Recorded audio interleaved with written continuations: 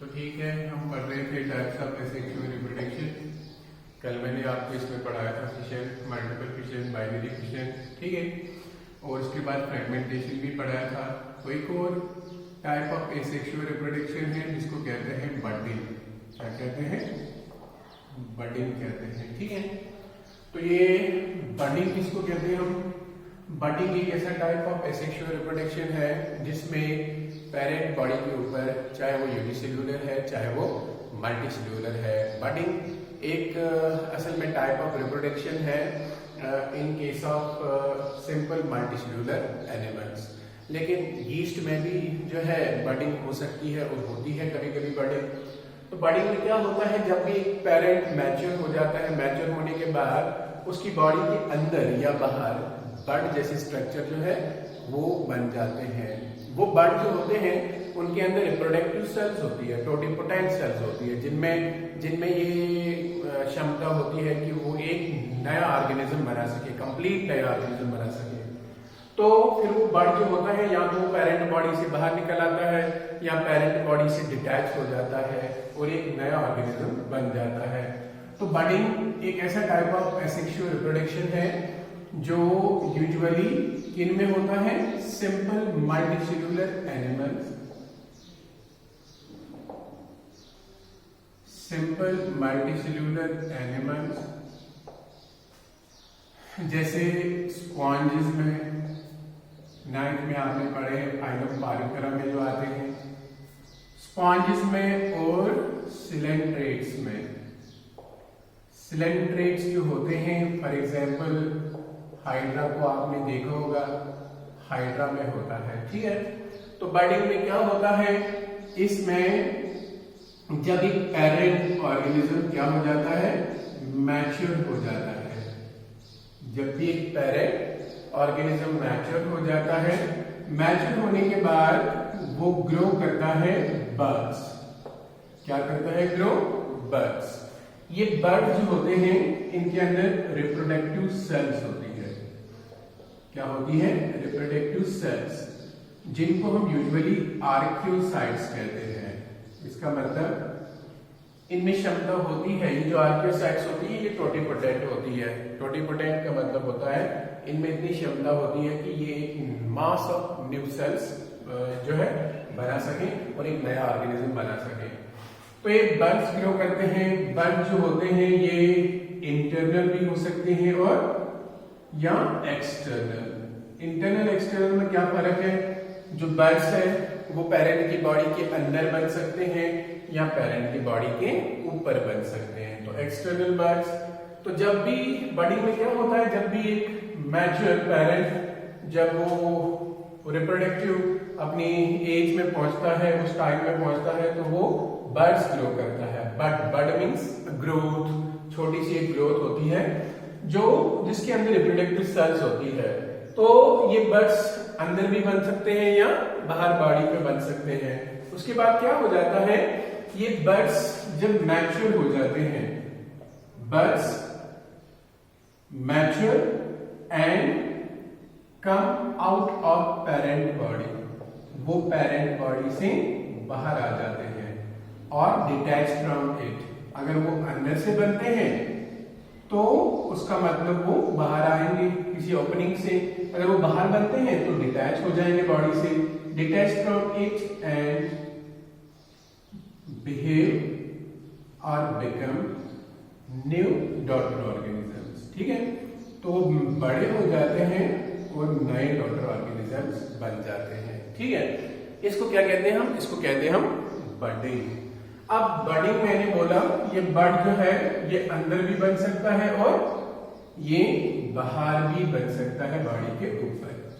तो इसी तरह अगर बर्ड्स अंदर बनते हैं तो इनको हम कहते हैं, इसको कहते हैं एक्सोजिनस बडिंग, ठीक है। अगर इंटरनल है, जैसे स्पॉन्जेस में होते हैं, इनकी बॉडी के अंदर बर्ड बनते हैं, कुछ फ्रेश वाटर में रहने वाली स्पॉन्जेस, फ्रेश वाटर जो रिवर्स में रहते हैं, ठीक है। तो इनमें क्या होता है, बर्ड्स जो होते हैं वो इंटरनल होते हैं। तो ऐसी बॉडी को कहते हैं एंडोजिनस बॉडी। क्या कहते हैं? Endogenous body. इसको आप इन सिंपल सेंस कह सकते हो इंटरनल बॉडी। ठीक है, तो यहाँ पर बड जो होता है वो बॉडी के अंदर बनता है। फॉर एग्जाम्पल ये बॉडी है, तो इस बॉडी में कुछ ओपनिंग्स होती है, अंदर जाकर बड्स बनते हैं, उन बड्स के अंदर रिप्रोडक्टिव सेल्स होती है, आर्कियोसाइट्स। उसके बाद ये जो है ये सेल्स यहाँ से ओपनिंग से बाहर आती है जिसको कहते हैं माइक्रोपाइल। यहाँ से बाहर आकर हर एक जो है इसके अंदर जो सेल्स होती है इनमें क्षमता होती है कि ये डॉटर ऑर्गेनिजम्स बना सके। क्या बना सके? Daughter organisms. ऐसी बॉडी को हम क्या कहते हैं? इसको कहते हैं इंटरनल बॉडी, एंडोजेनस बॉडी। मगर अगर आपने देखा होगा हाइड्रा एक छोटा सा मल्टीसेल्यूलर एनिमल होता है जो आंख से तो दिखता है लेकिन फिर भी पूरी तरह से स्टडी करने के लिए माइक्रोस्कोप की जरूरत पड़ती है। ठीक है, ये हाइड्रा जो होता है पैरेंट ऐसा होता है, इसके बाद जब ये मैच्योर होता है तो इसकी बॉडी पे ऐसे जैसे बड ग्रो होते हैं, या तो एक हो जाएगा या एक से ज्यादा। इसके बाद ये जब ये बर्ड्स बन जाते हैं तो ये बर्ड्स ग्रोथ करना शुरू कर देते हैं। इस तरह एक बर्ड जो होता है वो कंप्लीटली इसकी बॉडी पर ग्रोथ होकर टेंटाकल्स बनाकर जो है बड़ा हो जाता है। जब ये टाइम आ जाता है, जब वो मैच्योर हो जाता है वो बर्ड, तो वो इस पेरेंट बॉडी से डिटैच होता है। क्या होता है? डिटैच, और एक नया डॉटर ऑर्गेनिज्म बनाता है। क्या बनाता है? एक नया डॉटर ऑर्गेनिज्म बनाता है। ठीक है, तो इसका मतलब ये जो हाइड्रा है, ये जो सिलेंट्रेट्स है, इनको कहते हैं सिलेंट्रेट्स, इनमें यूजुअली बाहर से बॉडी पे बड बनते हैं। तो ऐसी बॉडी को हम क्या कहेंगे? ऐसी बॉडी को कहेंगे हम एक्सटर्नल बॉडी। क्या कहेंगे? External body. सिंपल है। ठीक है, तो इसको कहेंगे एक्सटर्नल बॉडी। एंड तो ये बर्ड जो है यहाँ पर ये बाहर पे बनते हैं। External body is also called exogenous body. क्या कहा जाता है? Exogenous body. ठीक है, तो इसके अलावा अगर आपने यीस्ट के बारे में सुना होगा, यीस्ट एक जो है फंगस होता है, और ये फंगस जो होता है ये यूनिसेल्यूलर होता है। यूनिसेल्यूलर जानते हो आप, जो एक ही सेल का बना हुआ होता है। अब इसमें क्या होता है? इसमें यूजुअली यीस्ट जो होता है कभी कभी इसमें बडिंग से भी रिप्रोडक्शन होती है। ऐसा यीस्ट होता है, ये अपनी बॉडी के ऊपर बड ग्रो करता है। पहले अपने न्यूक्लियस के 2 हिस्से करता है, फिर इस बड को एक हिस्सा उसका ले लेता है, एक खुद रख लेता है। लेटर ऑन ये बड जो है वो डिटैच होता है और एक नया यीस्ट बन जाता है। कभी कभी ऐसा भी होता है कि एक यीस्ट बड बनाता है, बड बनाने के बाद वो बड भी एक और बड बनाता है, इस तरह एक और, इस तरह एक और, इस तरह एक यीस्ट की कॉलोनी हो जाती है। ठीक है, तो ये भी एक तरीका है इसका रिप्रोडक्शन का। ठीक है, तो बॉडी यीस्ट के अंदर भी होती है। ठीक, तो इस रिप्रोडक्शन को हम क्या कहते हैं? इसको हम बडिंग कहते हैं। ठीक, आई होप आप समझ गए होंगे। ठीक है, तो इसको हम क्या कहते हैं? इसको हम बडिंग कहते हैं। ये भी एक टाइप है रिप्रोडक्शन का इन लिविंग ऑर्गेनिजम्स में। अब एक और टाइप होता है जिसको कहते हैं रीजनरेशन। क्या कहते हैं? रीजनरेशन। ठीक है, रीजनरेशन का मतलब क्या होता है? दोबारा से जनरेट करना, दोबारा से बनाना। असल में रीजनरेशन एक ऐसा प्रोसेस है, रीजनरेशन एक ऐसी प्रॉपर्टी है लिविंग ऑर्गेनिजम्स की जिसमें वो अपना कोई बॉडी को खोया हुआ पार्ट रिपेयर करते हैं, उसको वापस लाते हैं। ठीक है, अगर उन्होंने खुद काटा होगा, अगर उनको कट गया होगा, तो उनमें ये क्षमता होती है कि वो रिजनरेट कर पाते हैं। बट ऐसी प्रॉपर्टी हायर एनिमल्स में नहीं होती है, छोटे छोटे एनिमल्स में होती है। रिजनरेशन का मतलब होता है the ability of an organism, एक ऑर्गेनिज्म की एबिलिटी, क्षमता, property to regrow its lost body parts. चाहे एक पार्ट हो, चाहे बहुत से पार्ट हो, उनको रिग्रो करना। The ability of an organism to regrow its lost body parts और टू रिग्रो या बनाना होल बॉडी, पूरी बॉडी वापस, from a small part, from a small part is called, इसको हम कहते हैं रीजनरेशन। यानी एक ऑर्गेनिज्म की ये प्रॉपर्टी कि वो एक छोटा सा अपना बॉडी का पार्ट जो है वो वापस ला सके, ठीक है, या अपनी पूरी बॉडी जो है वो ग्रो कर सके एक छोटे से पार्ट में। तो इसका मतलब ये रिजनरेशन दो किस्म का हो सकता है, ठीक है। एक होता है एक छोटा सा पार्ट वापस लाना बॉडी का, उसको कहते हैं एपिमॉर्फोसिस। क्या कहते हैं? एपिमॉर्फोसिस। और एक होता है अपने छोटे से पार्ट से पूरी बॉडी वापस लाना, उसको कहते हैं मॉर्फोलेक्सिस। क्या कहते हैं? मॉर्फोलेक्सिस। तो इसका मतलब एपिमॉर्फोसिस यहां पर कंसीडर नहीं किया जाएगा टाइप ऑफ रिप्रोडक्शन, यहां पर कंसीडर किया जाएगा मॉर्फोलेक्सिस। मॉर्फोलेक्सिस का मतलब होता है ग्रो होल बॉडी, एक होल बॉडी बनाना from a small part, from a small part. तो इसका क्या मतलब है? इसको कहते हैं रिजनरेशन, ठीक है।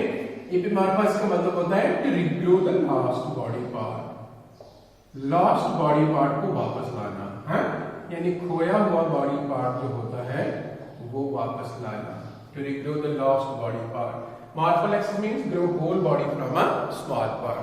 तो यहां पर मॉर्फोलेक्सिस को हम कंसीडर कर सकते हैं अ टाइप ऑफ रिप्रोडक्शन, क्लियर। तो ये जो है रिजनरेशन का पावर जो होता है ये ज्यादा लोअर एनिमल्स में होता है। लोअर एनिमल्स जैसे मैंने आपको अभी कहा पारिफेरा, सिलेंट्रेटा, इसके अलावा प्लेटीहेल्मिन्थीज, ठीक है, उनमें पावर ऑफ रिजनरेशन होता है। बड़े एनिमल्स में भी होता है, किसी किसी में, लाइक स्टार फिश है, वो भी उतना बड़ा तो नहीं है, बट एक जो है इन छोटे एनिमल्स से लेकर जो है एक वेल डेवलप्ड फाइलम में आते हैं वो। तो क्या होता है, स्टारफिश एक छोटी सी आर्म से अपनी पूरी बॉडी वापस ला सकती है, या अपनी बॉडी से अगर उसका कोई छोटा सा पार्ट कट गया उसको भी वापस ला सकती है। तो लोअर एनिमल्स, या आपने देखा होगा जो फ्लैट वर्म्स होते हैं उनमें बहुत ही अच्छा पावर ऑफ रिजनरेशन होता है। मैं फिर बात करूंगा उसी प्लानेरिया की, प्लानेरिया जिसको मैंने कहा था फ्लैट वर्म, डाइजेसिया, जो एक फ्री लिविंग फ्लैट वर्म होती है, जब वो अपनी बॉडी को मैच्योर होकर पीसेस में डिवाइड करती है, हर एक पीस में पावर ऑफ रिजनरेशन होता है, ठीक है। फॉर एग्जांपल इसके 3 हिस्से होते हैं बॉडी के, 1 2 3, इन तीनों हिस्सों में ये प्रॉपर्टी होती है कि ये रिजनरेट करते हैं बाकी पार्ट्स को। तो बाकी पार्ट्स को रिजनरेट कर ये एक से कितने फ्लैट वर्म्स बनाती हैं? ये 1 से 3 फ्लैट वर्म्स बनाती है। तो दिस प्रॉपर्टी इज कॉल्ड, इसको हम कहते हैं रिजनरेशन। Is that clear? तो हाइड्रा, अगर आप हाइड्रा की बात करोगे, यही हाइड्रा जो मैंने अभी पढ़ाया था, इसमें भी रिजनरेशन पावर होता है। अगर हाइड्रा की बॉडी भी कट जाए पार्ट्स में, हर एक पार्ट एक कंप्लीट ऑर्गेनिज्म बन सकता है। इसको भी हम कहते हैं रीजनरेशन। आपने सुना होगा एक लिजार्ड होती है, जब वो जो है टेल अपना वो खुद काटती है, ठीक है, तो उसके बाद वो उस टेल को रिग्रो करती है, दैट्स आल्सो रीजनरेशन प्रॉपर्टी, ठीक है। तो इसको हम कहते हैं रीजनरेशन। ये थे कुछ टाइप्स ऑफ एसेक्सुअल रिप्रोडक्शन जो इन एनिमल्स में या लिविंग ऑर्गेनिजम्स में पाए जाते हैं। जैसे मैंने आपको फिशन पढ़ाया, उसके बाद फ्रेगमेंटेशन, उसके बाद budding and regeneration. Then there is one more type of asexual reproduction that's called spore formation, ठीक है। स्पोर फॉर्मेशन यूजुअली ये इसमें होती है, ये प्लांट्स में होती है, कुछ लोअर प्लांट्स में, कुछ लोअर प्लांट्स में, यानी एल्गी में, एल्गी आपने 9th में पढ़े हैं। इसके अलावा ये फंजाई में होते हैं। फंजी को प्लांट्स तो नहीं कहते हैं, ये अलग किंगडम में आते हैं, तो ये इनको यूजुअली कहा जाता है नॉन ग्रीन प्लांट्स, ठीक है। देन फंजी है, इसके अलावा ब्रायोफाइटा है, ब्रायोफाइटा, इसके अलावा टेरिडोफाइटा। इनमें अक्सर क्या होता है, इनमें स्पोर फॉर्मेशन होती है। अगर मैं बात करूंगा यहाँ पर स्पोर किसको कहते हैं, spore is a singular multi sailed structure, चाहे सिंगल सेल का हो चाहे बहुत सारे सेल्स का हो। Multi sailed structure formed inside a spore case. ये कहां बनता है? ये एक स्पोर केस में बनता है, स्पोर केस में बनता है, जिसको कहते हैं स्पोरेंजियम। मैं अभी समझाऊंगा वो क्या होता है, स्पोरेंजियम। तो स्पोर एक जो है एक सेल का या कुछ सेल्स का बना हुआ एक स्ट्रक्चर होता है जो एक स्पोर केस के अंदर बनता है, जिसको स्पोरेंजियम कहते हैं। And that is capable of forming a new organism, और जिसमें एक ताकत होती है कि वो एक नया ऑर्गेनिज्म बन जाए। मगर कैसे?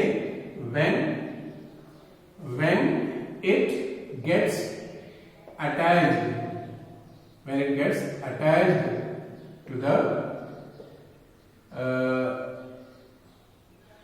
सपोर्ट, जब ये सपोर्ट के साथ अटैच होता है, चाहे सॉइल के साथ कंटैक्ट में, when it comes in contact with the food supply या with any part on which it grows, जिसके ऊपर वो ग्रोथ होता है, चाहे सॉइल हो, चाहे कोई डेड प्लांट हो, चाहे कोई डेड पार्ट हो किसी प्लांट का, ठीक है, तो उसके ऊपर ये ग्रो कर देता है। स्पोर जो होते हैं बड़े हल्के होते हैं, और स्पोर जो होते हैं ये बहुत ही ज्यादा क्वांटिटी में बन जाते हैं। They are formed in numerous quantity, हाँ, अनलिमिटेड क्वांटिटी में बन जाते हैं। छोटे छोटे जो है ये होते हैं ये स्पोर्स, और जब भी ये किसी स्पोर्ट के साथ अटैच हो जाते हैं तो एक नया ऑर्गेनिज्म बना पाते हैं, ठीक है। A spore reproduction by means of spores, इसी रिप्रोडक्शन को हम क्या कहते हैं? Reproduction by means of spores. Spores की मदद से जो रिप्रोडक्शन होती है उसको हम क्या कहते हैं? उसको कहते हैं हम स्पोर फॉर्मेशन। क्या कहते हैं? स्पोर फॉर्मेशन, ठीक है। तो ये स्पोर जो होते हैं ये बनते किसमें हैं? ये बनते हैं स्पोर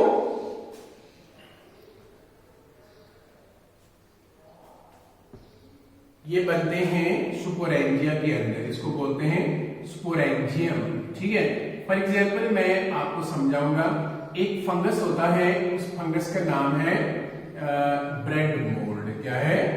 ब्रेड मोल्ड, जिसको हम साइंटिफिक नेम में राइजोपस कहते हैं। क्या कहते हैं?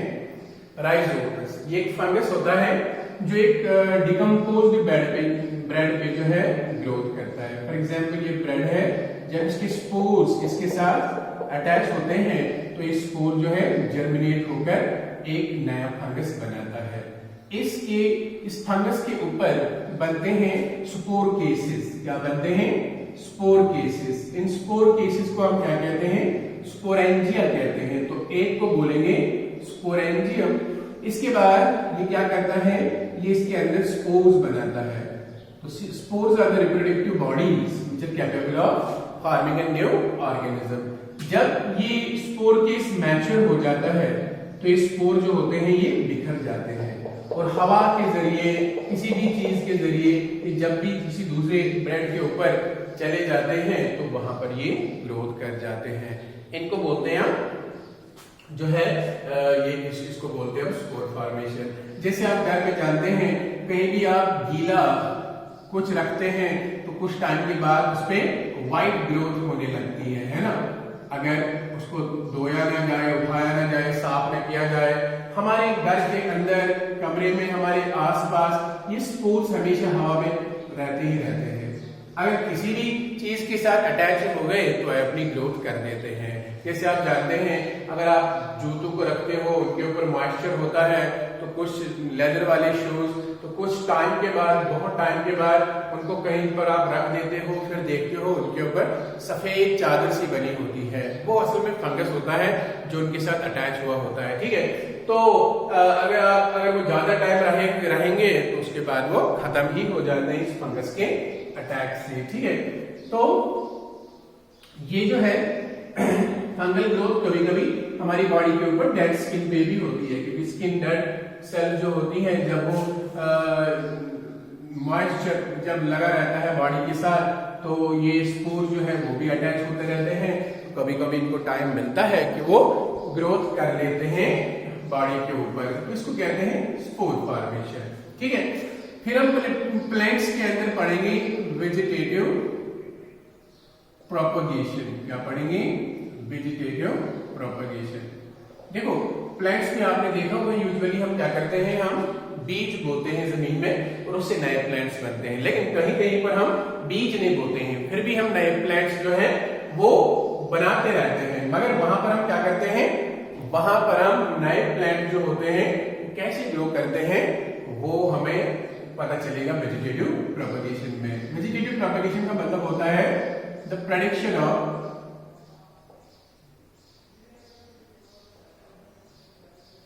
New plants from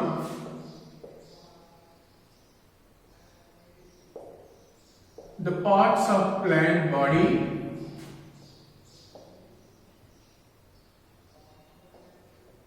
parent plant body like roots, stem, branch,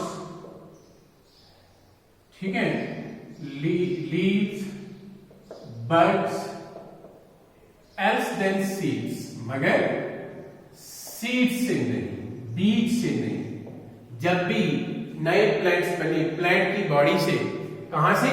plant के डिफरेंट बॉडी पार्ट से, लेकिन बीज से नहीं। इसको क्या कहते हैं? इसको कहते हैं हम vegetative propagation. Else than seeds, बीज से ना बनाए। फॉर एग्जाम्पल जैसे आपने देखा होगा जो बनाना है वो हम बीज से नहीं बनाते हैं। जो क्या कहते हैं बनाना है, पाइनएप्पल है, शुगर केन है, रोज प्लांट है, ग्रेप वाइन है, ठीक है, ये सब के सब जो होते हैं ये हम बीज से नहीं बनाते हैं।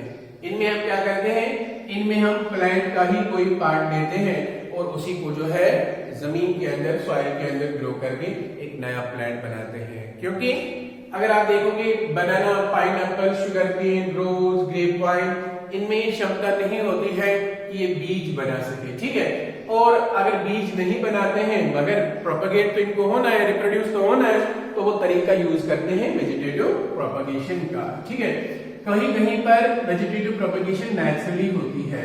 जैसे आप आलू लगाते हो, पोटैटो के छोटे छोटे आप जो है पीसेस लगाते हो।